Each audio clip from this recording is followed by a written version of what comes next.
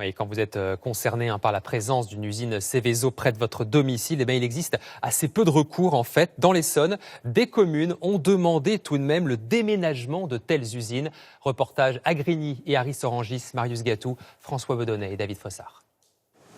Derrière ces grilles, des cuves pleines de gaz et d'hydrocarbures. Au total, 150 000 mètres cubes de produits dangereux sont stockés sur ce site par une entreprise de distribution de gaz et une autre de logistique pétrolière. Les usines sont classées Seveso haut niveau. Le maire de la commune riveraine demande leur fermeture. Il y a 3 risques majeurs. D'abord pour les salariés des entreprises à proximité.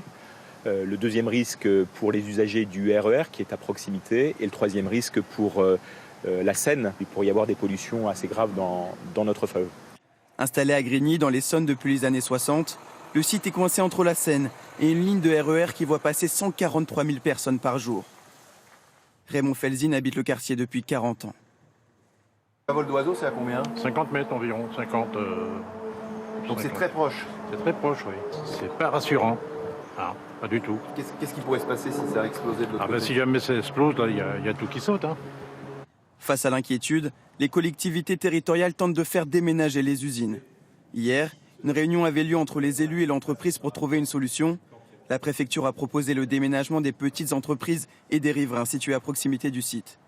Une mesure qui coûterait 31 millions d'euros, refusée par les maires. Eux souhaiteraient une autre solution.